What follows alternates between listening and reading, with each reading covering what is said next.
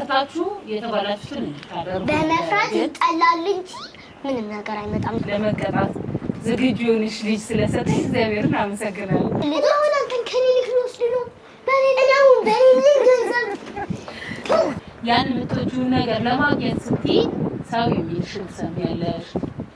ይሄ አካላዊ ጉዳትም ስለሆነ ማለት ነው። ጉቦ ኦኬ ገባሽ? ያጠፋን ልጅ ለብቻው ጊዜ እንዲወስድ ማድረግ ነው አይደል? ሃይማኖት እኔ አምኜበታለሁ። አምነሽበታል? እንኪ ጎበዝ።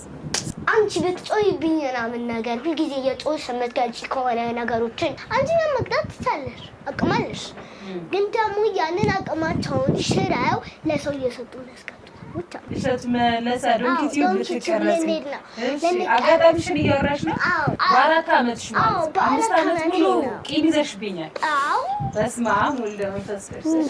ልጆች መቀጣት አለባቸው ወይስ የለባቸው? እኔ የቻርጀሩን አይነት ራሱ ማስታወስ ቻርጀር ገረፈች ጎረቤታችን። አዎ ቀጣብታለሁ ብዬ የማውቅበት ቦታ መጽሐፍ ደብቃለሁ። ኦኬ የታይማው ቦታ ዛታይዋ ስደረግ ቁጭ ብዬ መጽሐፍን እያነበብኩ ግን አንድ ማምነው ነገር ልንገርሽ። ሶሊ አንዴ ልጨርስ። ሶሊያና እያወራሁ ነው። ሶሊያና ጨርስኩማ።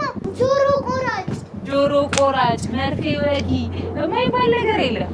ጠላቃም የሚባል ነገር ሜቢ ቢኖር ከሱ ጋር ያለኝ ቀረበም ሊቀንስ ይችላል። ምክንያቱም ያስከት የለም